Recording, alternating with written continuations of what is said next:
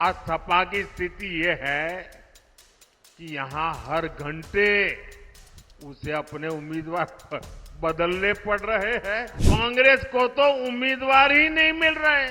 दो लड़कों की जो फिल्म पिछली बार फ्लॉप हो चुकी है, उस दो लड़कों की फिल्म को इन लोगों ने फिर से रिलीज किया है।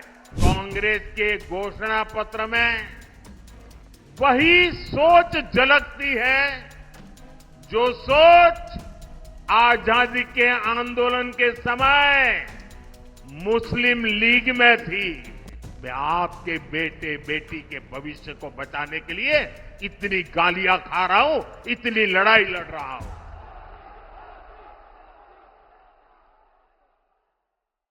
जहां विपक्ष जीत का दावा नहीं कर रहा है, किसी विपक्ष के नेता से आपने सुना कि भाई उनकी सरकार बनेगी? सुना? कोई बोलता है? बल्कि विपक्ष सिर्फ इसलिए चुनाव लड़ रहा है ताकि भाजपा की सीटें 370 से कम की जा सके और एनडीए की 400 से कम की जा सके, इसके लिए लड़ाई लड़ रहा है।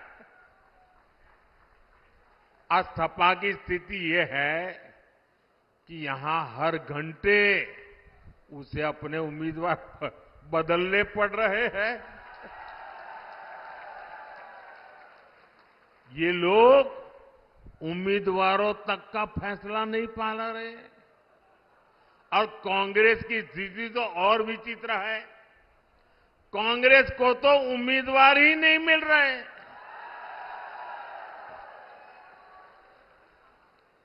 जिन सीटों को कांग्रेस अपना गढ़ मानती थी, वहां भी उसे उम्मीदवार उतारने की हिम्मत नहीं हो रही है। मैंने तो देखा कुछ जगह पे जिसको उन्होंने उम्मीदवार घोषित कर दिया, टिकट दे दिया, उसने दूसरे दिन वो इस्तीफा दे दिया। आपको याद होगा पुराना, यहां उत्तर प्रदेश में दो लड़कों की जो फिल्म पिछली बार फ्लॉप हो चुकी है, उस दो लड़कों की फिल्म को इन लोगों ने फिर से रिलीज किया है।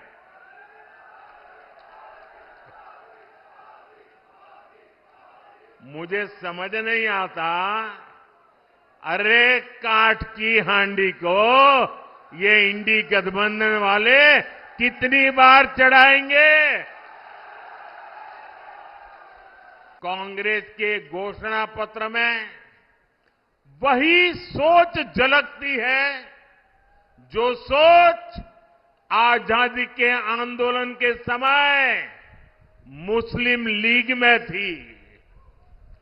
कांग्रेस के घोषणा पत्र में पूरी तरह मुस्लिम लीग की छाप है। और इस मुस्लिम लीग वाले घोषणा पत्र में जो कुछ हिस्सा बचा खुचा रह गया, उसमें वामपंथी पूरी तरह हावी हो चुके हैं। कुल मिलाकर कांग्रेस इसमें दूर दूर तक नहीं दिखाई देती है। ऐसी कांग्रेस 21वीं सदी में भारत को आगे नहीं बढ़ा सकती। अगर आपका बेटा या बेटी नौकरी के लिए योग्य है,